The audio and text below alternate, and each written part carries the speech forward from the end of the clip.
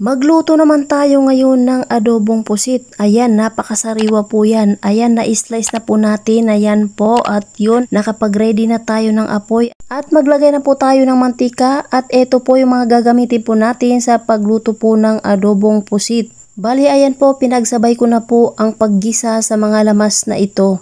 At yun, lutuin na po natin. Ayan. At yun, eto na po at ayan, igisa-gisa lang po natin. Yan, maglalagay na po tayo ng konting asin at syempre maglalagay din po tayo ng paminta. At syempre maglagay din tayo ng seasoning. At yun, maglalagay din po tayo ng vinegar. Ayan po. At syempre maglalagay din po tayo ng isang baso na tubig. At eto na po, kumukulo na po yung ating adobong pusit. At yun, ilipat na po natin dito sa malinis na Tupperware. At eto na po yung ating ulam.